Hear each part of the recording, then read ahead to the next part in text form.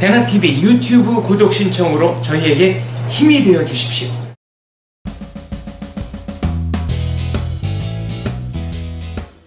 유형의 법입니다.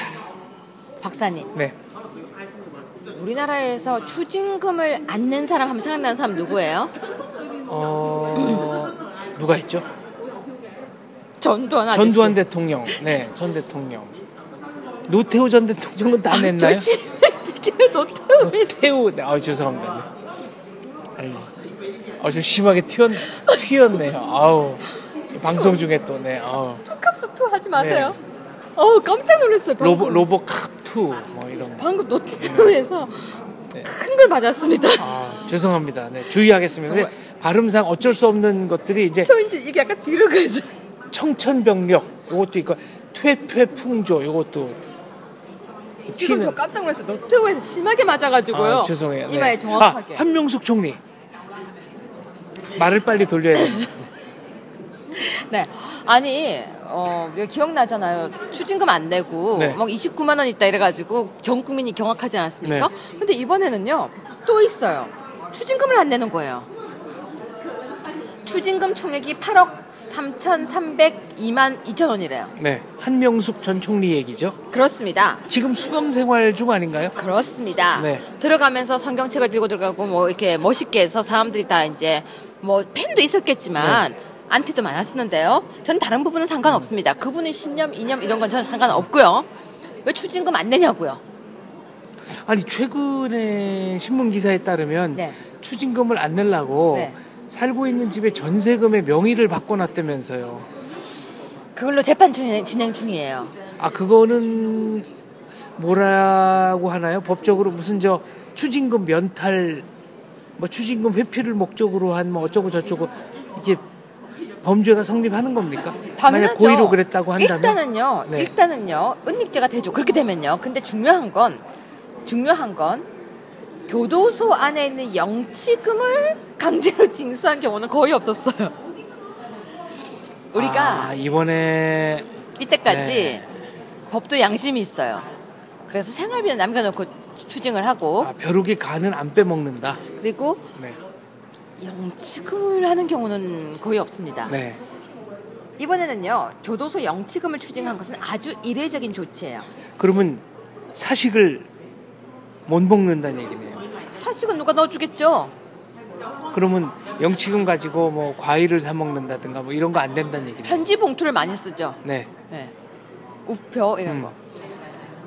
본인은 자진 납부를 거부했고요. 본인이라 하면 한명숙 네, 전 총리. 네. 추징금도 한 푼도 내지 않았어요. 네. 그래서 고의로 재산을 빼돌린 정황이 드러나서 어쩔 수 없이 영치금 추징을 결국은 국가에서 하게 된 것이죠.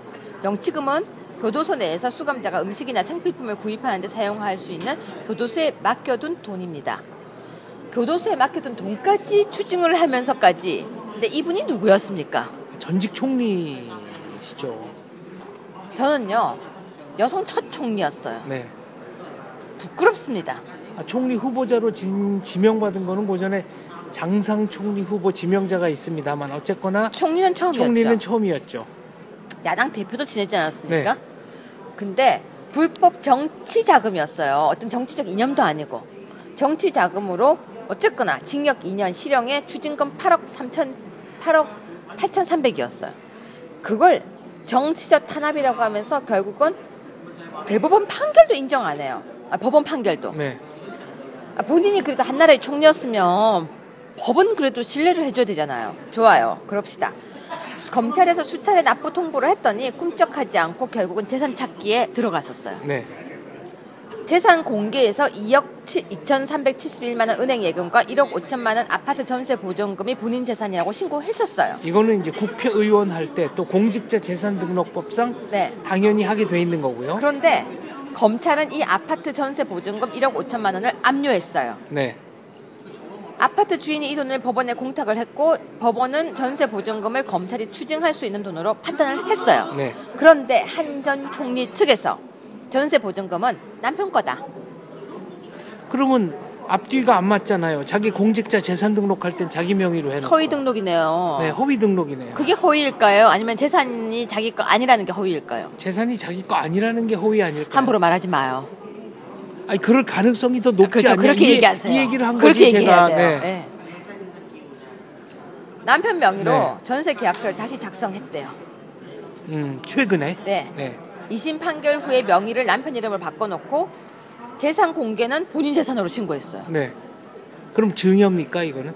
부부간의 증여. 그 정도 금액은 증여할 수는 있어요. 네. 할 수는 있어요. 그럼 세금 내야 되잖아요. 증여세. 아니요. 부부간에 그 정도 금액은 증여세 안 냅니다. 아, 오래 살아서 그런가요? 아니요. 부부간에 5억인가? 아, 네. 네. 예금도 인출을 했어요. 아, 거금을 갑자기. 그렇죠. 네. 검찰은 추징금은 원칙적으로 본인 명의의 재산을 대상으로 하는 것이라 다른 사람에게 넘어간 재산은 추징이 쉽지 않다. 그래서 법이 자꾸 발의가 되려고 하는 거예요. 추징금이 흘러간 것 같은 느낌이 들 때는 본인 재산이 다 추징할 수 있도록 네. 하자. 저는 그건 좀 찬성해요. 아무튼 그러니까 한명숙 전 총리는 지나친 조치라고 반발하고 있고요. 네. 영치금을 추징을 하니까 정말로 억울하다 이런 입장이라고 합니다. 추징금은 벌금과 달리 노역으로 대신할 수 없어요. 3년이 지나면 시효가 지나서 안 내도 돼요. 버티기로 들어가면 된다는 얘기인가요? 전두환 추징특별법은 2013년에 만들어져서 네. 추징 시효를 10년으로 연장을 했지만 한 총리의 혐의는 정치자금법 위반인데다가 뇌물수수 등 공무원 범죄만 국한된 것이기 때문에 그러니까 공무원 범죄만 국한된 특별법 적용 대상이 아니기 때문에 전두환과 달리 3년이 지나면 추징금을 안 내도 돼요. 그럼 여기도 추징금 특별법 만들어야 되는 거 아닙니까? 튈까봐 지금. 추징금 특별법. 추징금 특별법을. 튀었어. 네. 아무튼 추징금 특별법 이거 만들어야 되는 거 아닙니까? 만들어야죠. 네. 또 나올 것 같아요. 근데 지금 어떻게 생각하세요? 이 부분에 대해서. 아니 그 3년만 버티면 안 된다. 그리고 글쎄요. 뭐 근데 추징금은 왜 네. 3년일까요? 모르겠네요. 저는 추징금이 3년인 게 잘못됐다고 생각해요. 3년 뒤져서 안 나오면 없다 이런 얘기입니까? 그러면 3년만 잘 숨기면 되잖아요. 그렇죠. 이건 10년이 아니라 소멸시효가 없어야죠. 그게 맞는 것 같습니다. 저는 그렇게 생각해요. 그래서 한나라의 총리까지 하신 분이 어쨌거나 이 돈이 1억이든 2억이든 몇 억이든 안 내고 이렇게 하는 모습이 전 보기가 좋지가 않아요. 그렇죠. 그것도 전세금도 막 남편 명의로 네. 갑자기 막 돌려놓고. 총리는 그래도 법을 수호해야죠. 그 법이 싫든 좋든 대한민국의 총리였으면 대한민국 법을 떳떳하게 따라야 된다고 저는 생각해요. 저도 뭐 거기엔 이견이 없습니다. 지금 이 모습이 참 보기가 좋지 않고요. 네. 부끄럽습니다. 같은 여자로서도 부끄럽고요. 여성 총리가 나와서 여성으로서 멋지게 활동했으면 좋은데 뭔가 당당한 듯한 야당의 대표 모습을 찾을 수가 없네요. 만약에 추징금을 안 내기 위해서 고의로 재산을 다른 사람에게 네. 말하자면 뭐라 그래야 되나요? 옮겨놨다. 네. 이거는 형법상 다른 어떤 사람 죄입니까? 재산에 가 있기 때문에 그거 지금 추징이 안 돼요. 아니 근데 그렇게 고의로 옮겨놓은 게 입증이 되면 이게 죄가 되는 거 아닌가요? 그건 은닉죄인데요. 네. 그 입증을 다 못한다니까요. 지금 상황에서는. 지금 상황에서는. 네. 그래서 다른 사람에게 줬을 때 받을 수 있는 법을 또 만들자. 전두환 추징법이 하나가 있었죠. 네. 근데 그런 법이 다 통과가 된 것도 있고 안 된 것도 있는데 전두환 추징법과 다르게 이 부분은 공무원 범죄가 또 아니기 때문에 총리 시절에 받은 거라 이게 공무원 범죄로 들어가는 거군요.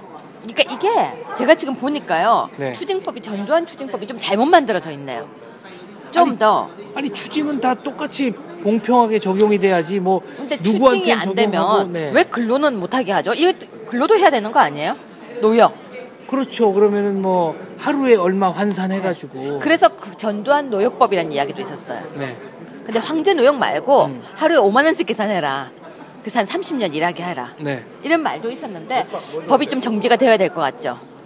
그렇습니다. 이거는 좀 상식적 법 감정에는 상당히 좀 위배된다는 느낌을 갖지 않을 수 없습니다. 상식뿐만이 아니라 그냥 일반적인 법 감정에도 좀 더 고민이 필요한 법이라는 생각이 듭니다.